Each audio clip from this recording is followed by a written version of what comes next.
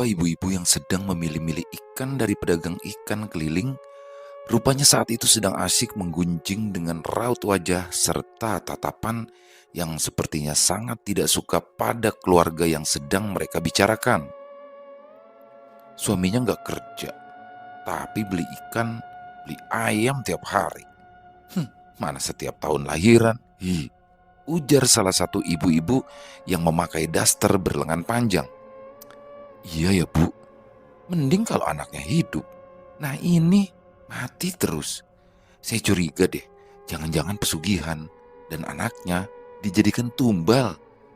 Sahut ibu-ibu yang saat itu memakai perhiasan paling besar di antara ibu-ibu lainnya.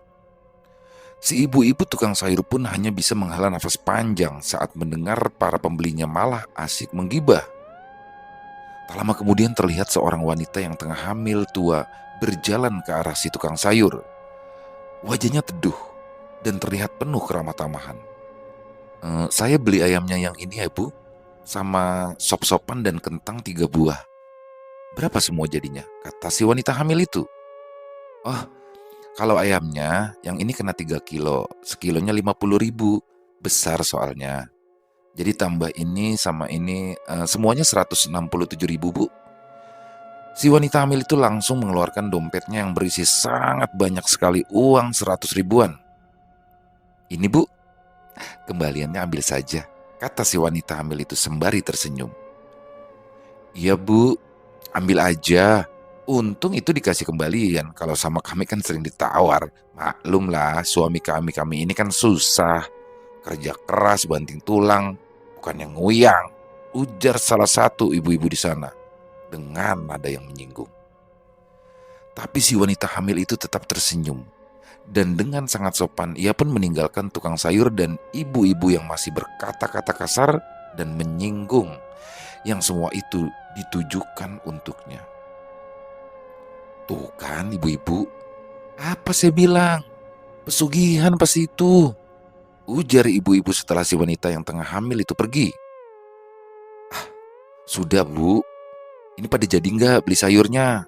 Saya mau lanjut nih ke seberang lagi, ujar si tukang sayur. Ini saya beli tempe aja deh. Keluarga yang sering dibicarakan oleh ibu-ibu itu adalah keluarga Inas dan Yumi. Mereka sudah lumayan lama berumah tangga, hanya saja memang anak mereka selalu saja meninggal. Jika tidak keguguran, ya meninggal di dalam kandungan, atau meninggal setelah beberapa saat dilahirkan. Inas, selaku kepala keluarga di keluarga tersebut, memanglah tidak memiliki pekerjaan tetap. Ia kebanyakan menghabiskan waktu di dalam rumah atau berjalan-jalan dengan istrinya. Dilihat dari sudut pandang warga, terutama ibu-ibu, kelihatannya aktivitas yang dilakukan oleh pasangan Inas dan Yumi sangatlah membosankan. Yumi pun tak pernah ikut kumpul-kumpul dengan ibu-ibu di kampung, karena ibu-ibu di sana bersikap sangat tidak baik dengannya, begitu juga dengan suaminya. Namun saat banjir desa dan saat musibah-musibah terjadi, keluarga Inaslah yang paling pertama memberikan bantuan seperti sembako dan makanan lainnya. Tapi kebaikan mereka itu tidaklah cukup untuk menghilangkan semua dugaan yang mengatakan bahwa mereka telah melakukan pesugihan. Suatu hari di kampung seberang diadakan sebuah acara pernikahan. Kai atau kakek Kamis dan seorang gadis muda berusia 25 tahun yang berasal dari kota. Beberapa kampung termasuk kampung yang ditinggali oleh pasangan Inas dan Yumi heboh membicarakan pernikahan kakek-kakek tersebut. Bahkan ada yang tega berkata seperti ini pada si wanita yang menjadi istri kakek Kamis. Alah, paling hanya mengharapkan harta orang tua itu saja kan. Jujur deh, mana ada wanita cantik muda seperti kamu ini mau menikah dengan laki-laki renta macam itu kalau bukan untuk hartanya. Omongan orang-orang seperti itu tidak hanya dari desa kakek Kamis berasal, tapi juga datang dari desa-desa lainnya yang tahu tentang pernikahan tersebut. Malah parahnya, banyak yang menyerang si wanita itu saat bertemu di pasar ataupun di jalanan. Tidak sedikit yang mendoakan si wanita itu dengan segala macam. Hingga suatu hari, terdengar kabar jika kakek Kamis meninggal. Dan bukannya prihatin atau berbelasungkawa, orang-orang yang tidak suka malah dengan teganya menyebarkan gosip yang tidak-tidak tentang kematian si kakek. Hingga seminggu selepas itu, si wanita jandanya si kakek ditemukan tewas gantung diri di dalam rumah oleh anak sambungnya. Dan saat kabar kematian itu menyebar, orang-orang yang dulu mengkata-katai si wanita bukan sadar, malah justru mengatakan, untung dia mati. Coba kalau tidak, ya habislah harta kalian itu. Mereka semua mengatakan itu tanpa rasa bersalah sedikit pun. Kita kembali berfokus pada keluarga Inas. Malam itu, istrinya Yumi akan segera melahirkan. Dan Inas mau tak mau harus meninggalkan istrinya sendirian di rumah untuk memanggil bidan. Bidan itu kebetulan tinggal di ujung desa, cukup jauh jaraknya dari rumah Inas. "Aku panggil bidan sebentar ya. Kamu tunggu sebentar, sabar," ujar Inas seraya mengambil senter dari dalam lemari. Dan setelah suaminya pergi, perut Yumi pun semakin bertambah sakit. Beberapa kali ia mencoba mengejan sendirian, namun tenaganya tak cukup kuat tanpa dorongan dari bidan. Tiba-tiba pintunya kamarnya terbuka. Terlihat seorang wanita berpakaian hitam masuk ke dalam. Yumi pun tak menaruh curiga sedikit pun pada orang tersebut. Beberapa si wanita misterius yang dikiranya adalah bidan oleh Yumi mengelus-ngelus perutnya dari atas ke bawah. Dan setelahnya, ia mulai menyuruh Yumi untuk mengejan kuat-kuat. Namun, karena tenaga Yumi yang sudah hampir habis, membuat ia pun tak sanggup lagi untuk mengejan. Akhirnya orang tersebut memasukkan kepalanya ke dalam tudung yang saat itu menutupi bagian pinggang ke bawah milik Yumi. Terasa sekali kuku orang itu sangat panjang dan sakit ketika memasukkan jari-jari untuk mengecek bayinya Yumi. "Aduh, sakit, jangan," rintih Yumi saat itu. Namun orang itu sepertinya tak memperdulikan rintihan Yumi. Ia tetap asik mengorek-ngorek si bayi yang masih berada di dalam perut. Sekuat tenaganya yang tersisa, Yumi pun berusaha menendang orang tersebut. Namun berkali-kali ia menendang, orang itu tetap tak mau pergi. Yumi pun berteriak-teriak kesakitan. Cukup lama Yumi menahan sakit perut yang sudah dirasa sangat tak wajar itu. Hingga akhirnya suara ramai-ramai di luar rumah terdengar. Inas dan 2 orang bidan kampung masuk ke dalam rumah.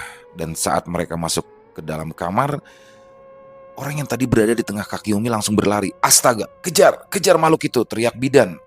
Tangan sosok itu penuh darah saat ia terjun dari jendela ke tanah. Inas pun ikut terjun dari jendela, namun kakinya terkilir saat sampai ke tanah. Akhirnya sosok itu pun tak terkejar. "Sial," umpat Inas. Sementara di dalam rumah terdengar rintihan istrinya. Rintihannya begitu memelas. Saat Inas masuk ke dalam kamar, ia pun melihat 2 bidan itu masih berusaha membantu mengeluarkan si bayi. Berkali-kali Yumi diberikan air rendaman sirih, namun bayinya seperti masih enggan untuk keluar. Setelah perutnya dielus-elus dan didorong oleh bidan, barulah sang bayi yang sangat ditunggu-tunggu kelahiran itu keluar.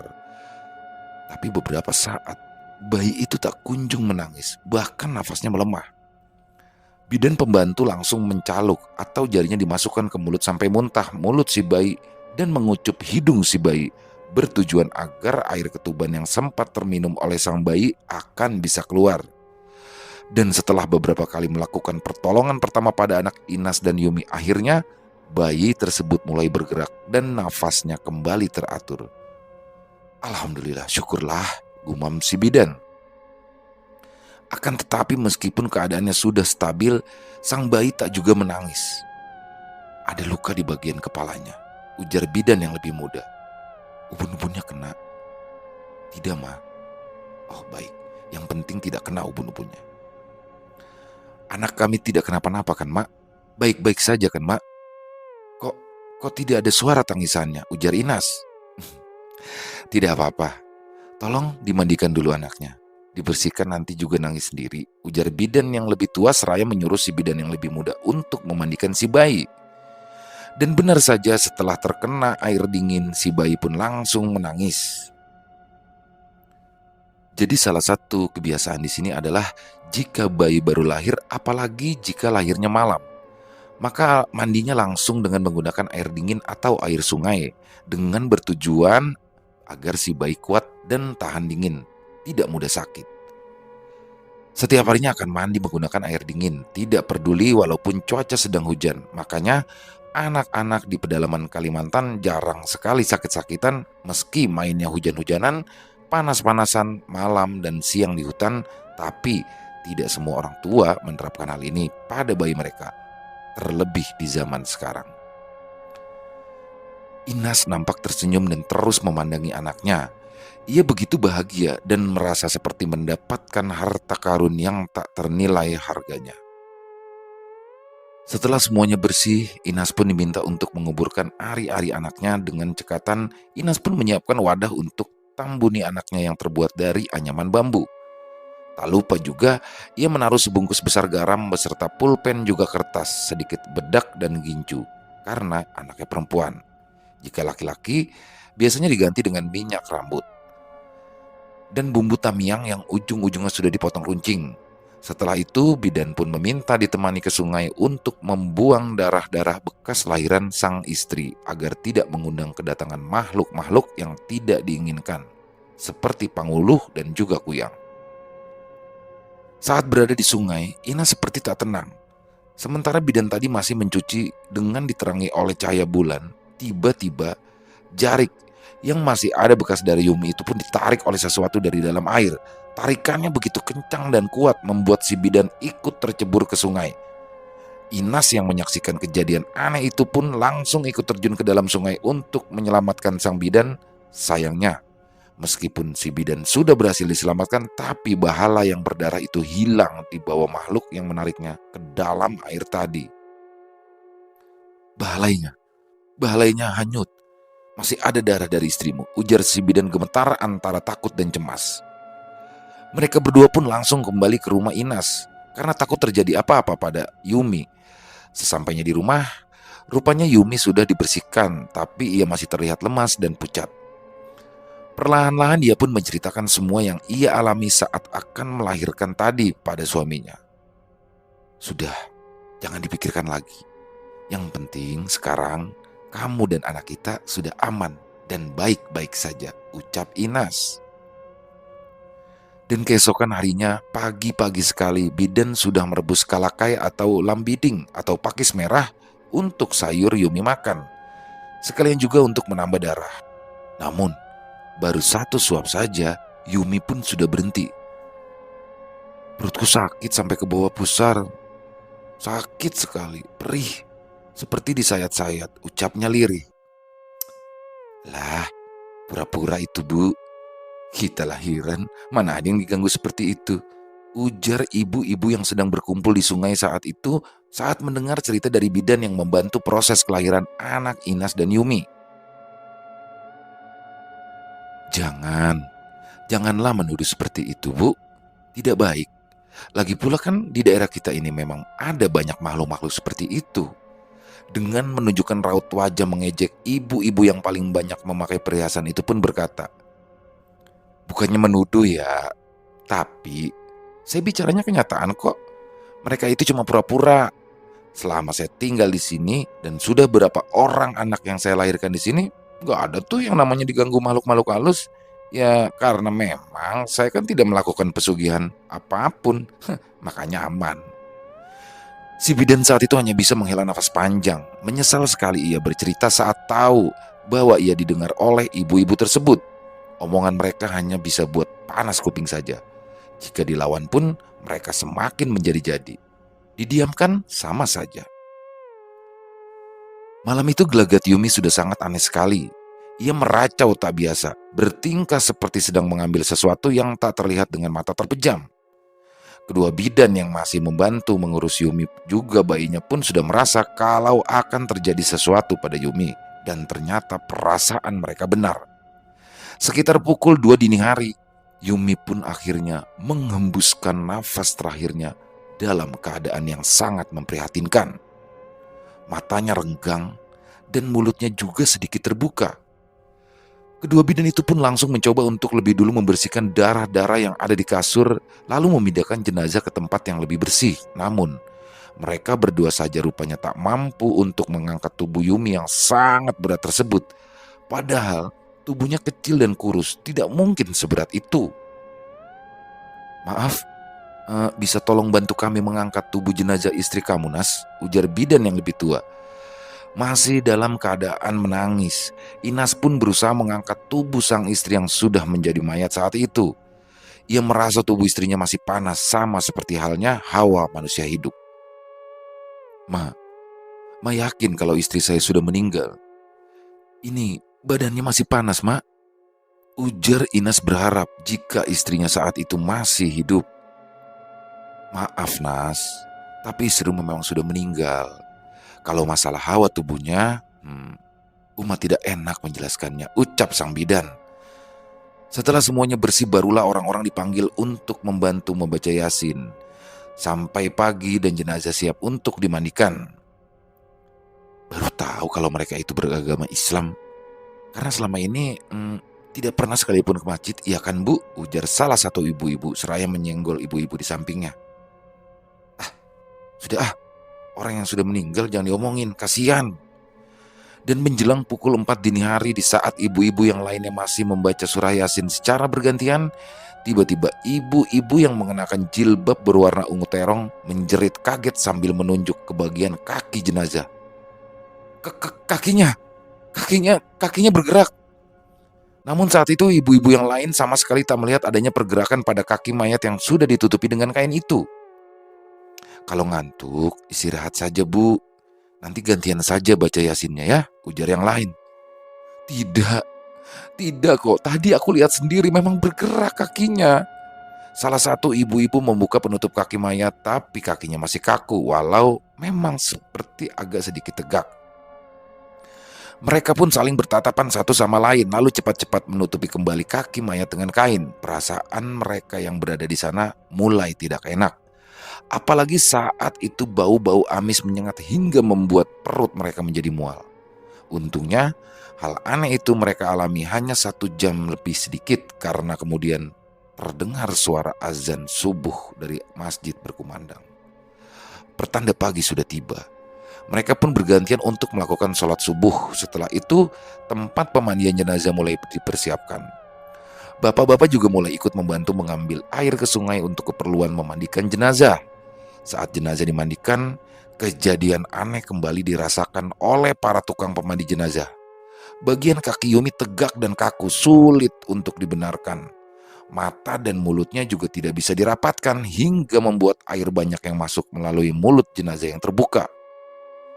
Menurut orang-orang, ciri-ciri mata dan mulut mayat yang renggang tak bisa ditutup, seperti itu sedang menunggu seseorang untuk dia jemput, entah itu suami, anak, atau orang tuanya, ataupun juga dari pihak keluarga si mayit.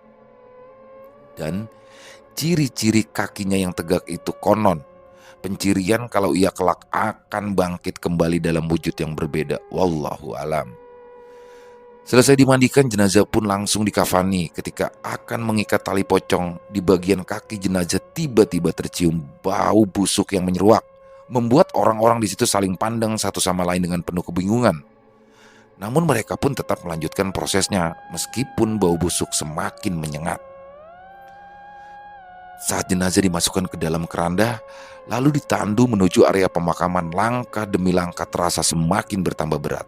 Keringat membasahi baju para penandu jenazah di pagi yang mendung itu. Dan jenazah pun semakin bertambah berat di setiap langkah menuju liang lahat. Inas terlihat menangis sesenggukan sambil menggendong bayinya. Di belakangnya, beberapa ibu-ibu juga terlihat sedang asik menggosip, membicarakan tentang keanehan-keanehan yang terjadi pada jenazah. Setelah jenazah selesai dikebumikan, proses pembacaan talqin pun dimulai.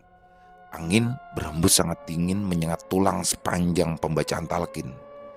Dan singkatnya seusai itu, satu persatu orang-orang pun pulang ke rumahnya masing-masing. Yang masih berdiri di dekat makam almarhumah Yumi hanyalah suami dan bayinya. Dan saat ia akan pergi, suara jeritan panjang pun terdengar di sekitar pemakaman. Inas mengedarkan pandangannya ke sekeliling area pemakaman, namun tak ada siapapun di sana, hanya suara gemerisik daun yang ditiup oleh angin, menciptakan bunyi yang membuat bulu kuduknya merinding saat itu. Malam hari pertama setelah kematian Yumi, dari sore hingga sehabis isya rumahnya didatangi banyak orang yang diundang untuk menurun tanah. Selepas acara tahlilan, orang-orang pun pulang ke rumahnya masing-masing.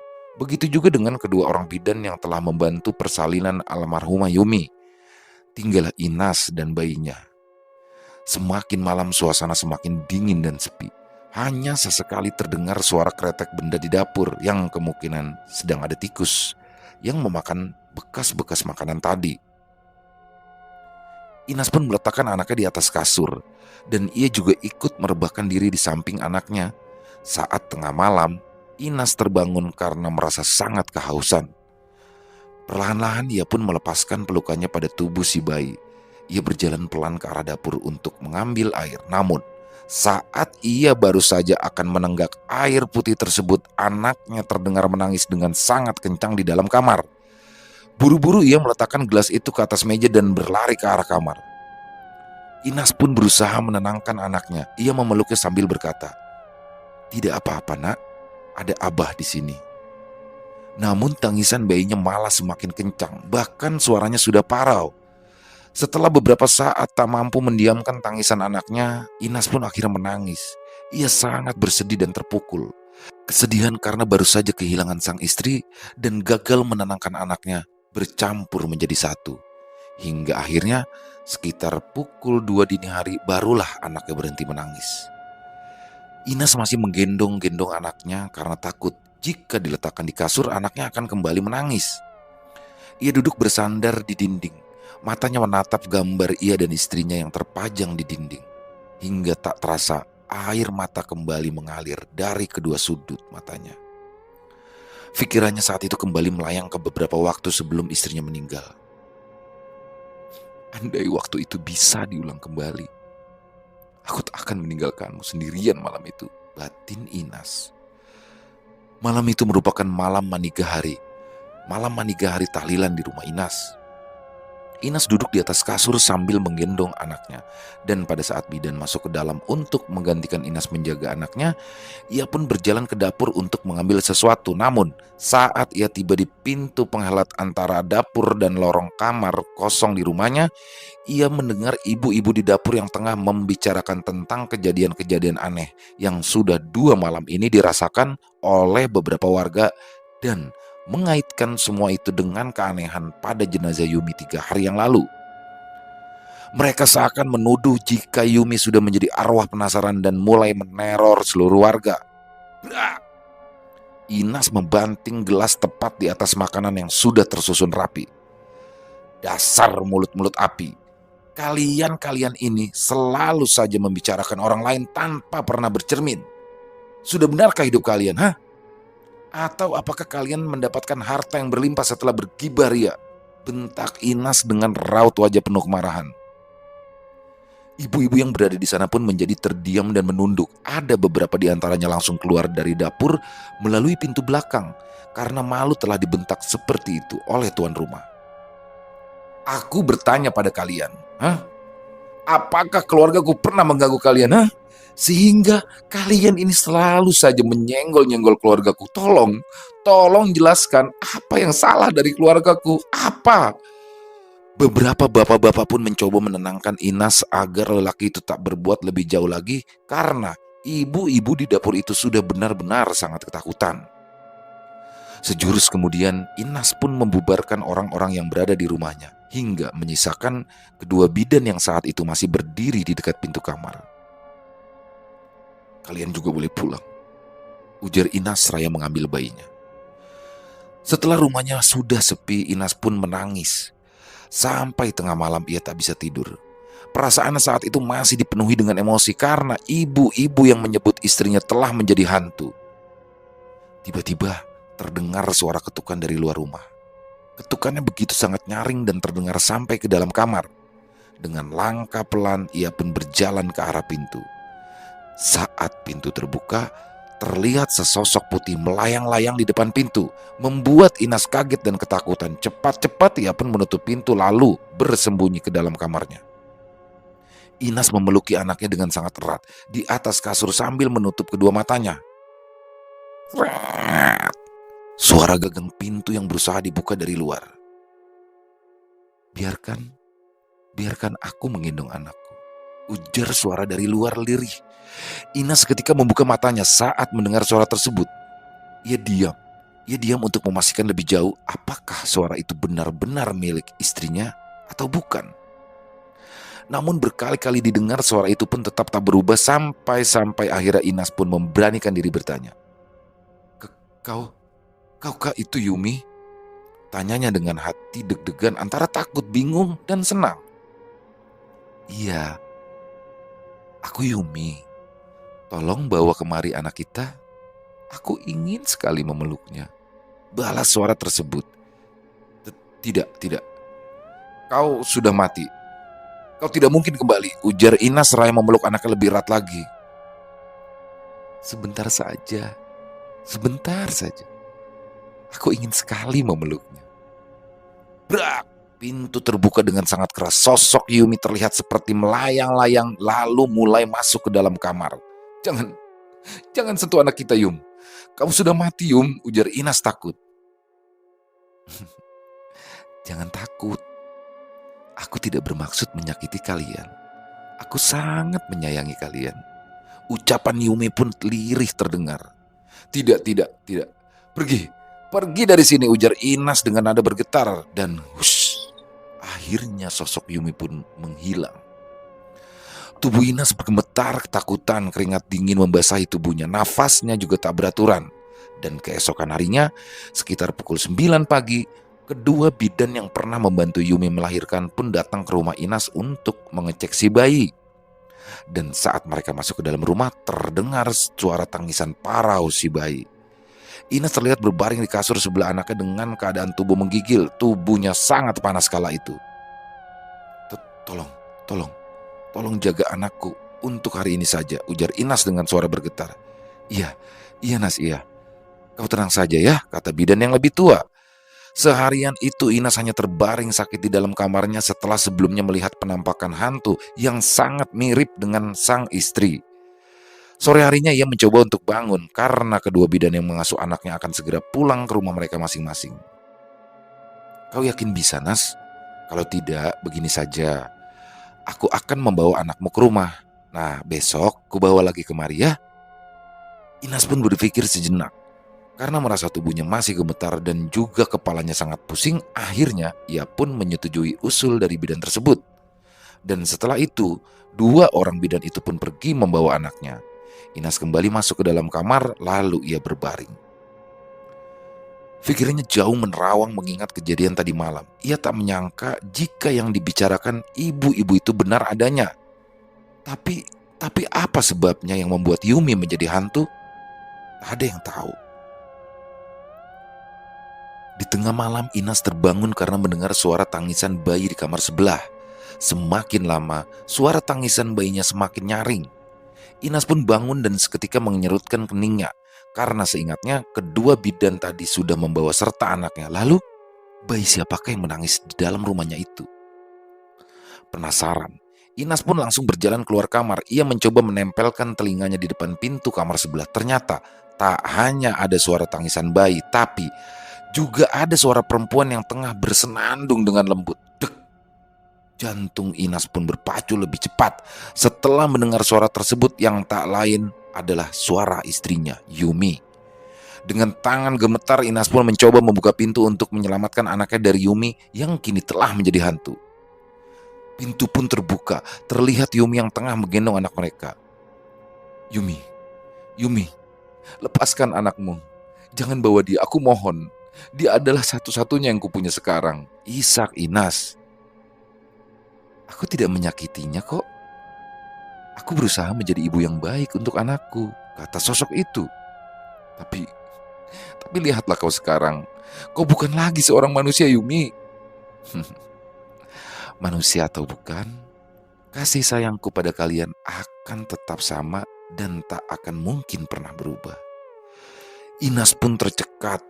Istrinya benar. Ia pun juga merasakan hal sama. Walaupun istrinya telah menjadi sosok hantu, namun ia senang telah melihat istrinya kembali lagi.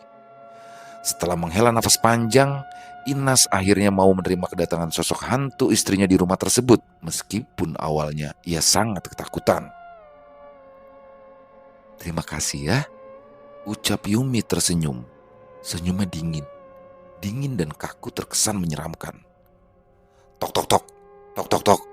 Suara ketukan pintu di depan rumah terdengar berulang-ulang. Inas pun keluar meninggalkan istrinya yang masih menggendong anaknya saat itu.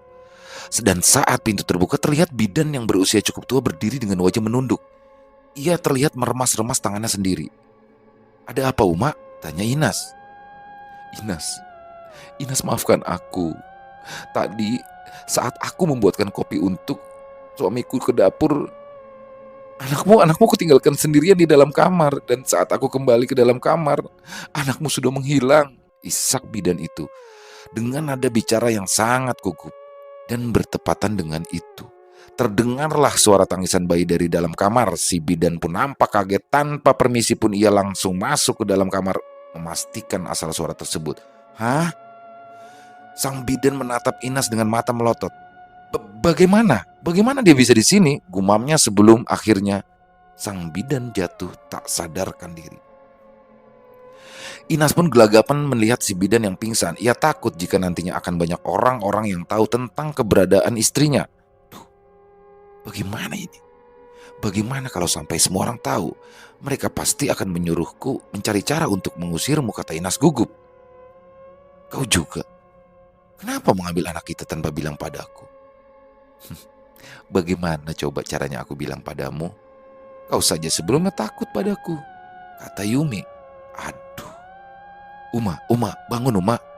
Inas berusaha membangunkan bidan itu. Lalu Inas pun mengambilkan air putih ke dapur untuk diciprat-cipratkan pada muka si bidan agar beliau segera siuman dari pingsannya. Dan setelah sadar, si bidan pun langsung berusaha berdiri karena takut. "Uma, aku mohon Uma, jangan ceritakan kejadian ini pada siapapun. Aku tidak mau orang-orang kembali menuduhkan yang tidak-tidak pada keluargaku," ucap Inas memelas.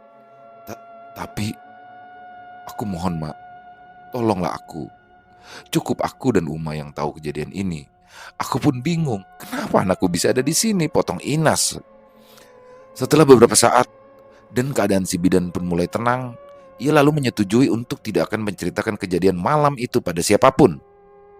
Dan sejak malam itu juga, Inas pun bisa tidur sepanjang malam karena setelah seharian menjaga anaknya juga sambil bekerja, malam harinya sosok Yumi pasti hadir datang untuk menggantikan Inas menjaga anaknya. Dan akan pergi sebelum azan subuh berkumandang. Hari-hari Inas menjadi lebih baik karena kehadiran arwah istrinya meskipun mereka hanya bisa berkumpul di waktu malam hari. Akan tetapi setelah 2 bulan lebih menjalani malam-malam seperti itu, seminggu terakhir ini Yumi selalu datang terlambat. Jika ditanya ia selalu mengelak dan kadang-kadang wajahnya juga tiba-tiba berubah menjadi sangat menyeramkan. Yang tentu saja membuat Inas menjadi ketakutan. "Waktuku hampir habis. Tepat di hari ke-100 setelah kematianku, aku akan pergi untuk selama-lamanya," ucap Yumi lirih. Nampak sekali raut wajahnya sedih ketika mengatakan hal itu. Begitu juga dengan Inas. "Kau akan pergi lagi? Untuk yang kedua kalinya?" Wajah pucat Yumi menunduk sangat dalam. "Kalau kau ingin pergi, pergilah sekarang. Tak usah menunggu sampai 100 hari, ujar Inas seraya pergi meninggalkan sosok Yumi. Dan tanpa ia sadari, beberapa orang bapak-bapak yang sedang mencari kodok mencoba mengintip ke dalam rumah Inas. Mereka penasaran saat itu dengan apa dan dengan siapa Inas berbicara. Dan saat menemukan lubang yang cocok untuk mengintip, mereka pun bergantian untuk melihat apa yang dilakukan Inas di dalam. Dan saat tiba giliran bapak-bapak yang agak polos, ia pun dikagetkan dengan penampakan wajah buruk di lubang itu. "Hantu!" ia berteriak seraya berlari meninggalkan teman-temannya. Bapak-bapak yang lain akhirnya pun juga ikut berlari karena takut dimarahi oleh Inas. Sementara di dalam rumah, Inas pun bergegas keluar rumah setelah lamat-lamat ia mendengar ada orang berteriak di luar. "Hei, siapa itu?" teriak Inas seraya berjalan ke tanah. Ia berkeliling rumahnya untuk mencari tahu apa yang sudah dilakukan oleh orang-orang tadi di sekitar rumahnya. Dan saat ia menemukan wadah tempat kodok, Inas pun nampak sangat kesal sekali dengan perlakuan orang-orang yang sudah mulai berani mengintip dan memata-matainya. Sejak malam itu saat ia sudah memarahi, sosok istrinya sudah tak pernah terlihat lagi. Namun, kini malah warga yang mulai kena teror oleh arwah Yumi. Mulai dari pintu yang digedor-gedor dan bau busuk yang menyengat di sekitaran rumah. Ada pula yang sampai sakit karena dihantui oleh sosok Yumi di jalan saat akan pulang. Dan tidak hanya sampai di situ, menjelang hari ke-100, rumah-rumah warga pun semakin parah diganggu oleh arwah Yumi. Makanan apapun yang ada di dapur ataupun yang baru mereka masak akan langsung membusuk dan berulat. Warga pun mulai resah dengan kejadian-kejadian aneh yang mereka alami. Beberapa orang tua di desa itu diminta untuk berbicara baik-baik kepada Inas, agar mau mencari cara untuk mengusir hantu istrinya tersebut dari kampung mereka. Saya juga tidak tahu caranya, Pak. Tapi saya yakin jika arwah istri saya tidak akan mengganggu orang yang tidak pernah mengganggu dia semasa hidupnya. Nah, contohnya seperti Bapak. Apakah Bapak pernah mengalami semua kejadian aneh ini? Para tetua desa pun saling pandang satu sama lain. Ya, memang yang dikatakan Inas memanglah benar adanya. Karena selama ini teror arwah Yumi dimulai, mereka sama sekali tak pernah merasa diganggu. Memang semua orang yang memiliki dosanya masing-masing yang akan mereka pertanggungjawabkan di hadapan Tuhan. Tapi apakah pantas mereka bangga dengan dosa-dosa itu? Selama hidup di sini, keluarga saya selalu mendapatkan fitnah. Kami dibilang melakukan pesugihan, menumbalkan anak, dan lain-lain. Dan dengan bangga mereka bergibah tentang fitnah keburukan keluarga kami. Orang-orang itu yang hanya menilai seseorang dari tampilan luarnya. Apa kesalahan kami pada mereka? Apa, Pak? Begini, Nainas. Kalau masalah itu kami memang pernah dengar. Kami juga sudah mencoba mengingatkan agar mereka tidak terus-terusan menyebarkan berita-berita yang belum pasti kebenarannya. Ya, tapi seperti yang Inas ketahui, warga di sini memang sangat senang membicarakan keburukan-keburukan orang lain, mengomentari kehidupan-kehidupan orang lain, seolah itu semua sudah menjadi candu di sini. Kami sangat mengharapkan jika Inas ini mau memaafkan mereka. Saat istri saya sudah meninggal pun, mereka terus saja membicarakan istri saya, mengatakan hal-hal yang tidak baik pada almarhumah. Sampai-sampai malam itu, saya sudah tak bisa lagi menahan emosi yang meluap-luap di hati saya. Meminta maaf memang mudah, memaafkan juga memang mudah. Tapi, apakah dengan kata maaf, istri saya bisa hidup lagi? Ujar Inas. Dan setelah berbicara panjang lebar, namun Inas sama sekali tak mau menuruti permintaan tetua desa. Hingga akhirnya tetua desa tersebut pulang. Namun, setelah hari ke-100 setelah kematian Yumi, desa itu pun kembali aman. Tak ada lagi gangguan-gangguan dan tak ada lagi kejadian-kejadian aneh di rumah mereka. Namun sayangnya, warga terutama ibu-ibu sama sekali tak mengambil contoh dari apa yang sudah pernah mereka alami, yakni diganggu arwah orang yang sering mereka gosipkan. Kini malah semakin menjadi-jadi. Kesenangan gosip-menggosip sudah mulai mencandui orang-orang yang bahkan baru tinggal di sana. Mereka tak sadar jika hanya dosalah yang akan mereka dapat akibat menggunjing orang lain. Dan tepat di 107 hari, anak Inas pun meninggal dunia dikarenakan sakit demam dan cacar.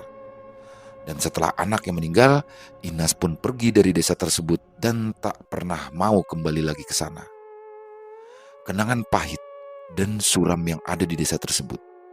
Ia sudah tak ingin lagi berurusan dengan masa lalunya yang kelam di sana, apalagi dengan orang-orang yang berada di desa tersebut.